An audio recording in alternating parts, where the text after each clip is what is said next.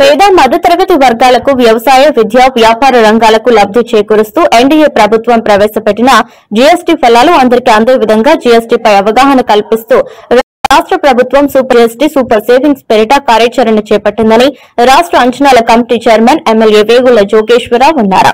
మండపేట పట్టణంలో పెద్ద కాల్వ వంతెన వద్ద motor vehicle inspector Lakshmi Sridevi ఆధ్వర్యంలో నిర్వహించిన సూపర్ జీఎస్టీ సూపర్ సేవింగ్స్ అవగాహన ర్యాలీలో ఎమ్మెల్యే వేగుల ముఖ్య అతిథిగా పాల్గొన్నారు. కార్యక్రమంలో commercial tax officer Tirumalarao, municipal commissioner T V Rangarao, MPDO Satyanarayana, municipal సిబ్బంది, సచివాలయ సిబ్బంది, సిటీఓ సిబ్బంది, ఆర్టీఓ సిబ్బంది పాల్గొన్నారు.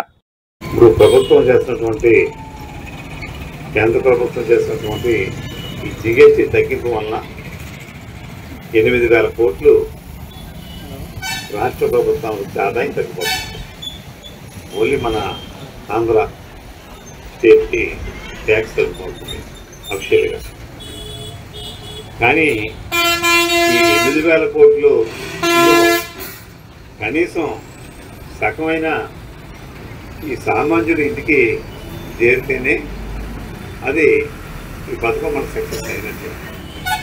కానీ దాన్ని వ్యాపారస్తులు దాన్ని లాభసాటిగా మార్చుకుంటే మీకు నిజంగా లేదనుకో నాకు రాసిచ్చేయండి. అలాగా నేను బైక్ పంపుని ఎందుకు మాకు వెళ్తాను, మీరు అక్కడ కర్నూలు తీసుకొచ్చి మందులు పెడుతున్నా ఇక్కడ అంబేద్కర్ గారు ఎందుకు రావడం, దాన్ని ఖాళీ కూడా వస్తున్నట్టు అని చెప్పి అదే మనం అడుగుతామండి.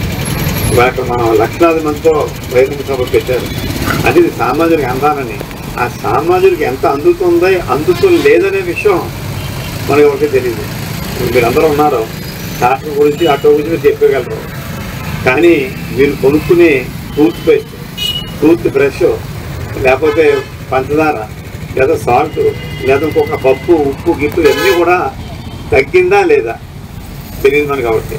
కాబట్టి ఈ యొక్క మార్పుని మోటార్ వెహికల్స్ ఇన్స్పెక్టర్ గారికి, శ్రీమతి శ్రీదేవి గారికి అభినందన తెలియజేస్తూ ఈ కార్యక్రమంలో పాల్గొని సిబ్బంది అందరికీ, మరి ఏదైతే ఆటోమొబైల్ మరి మన వాహనదారులైనటువంటి ఓనర్స్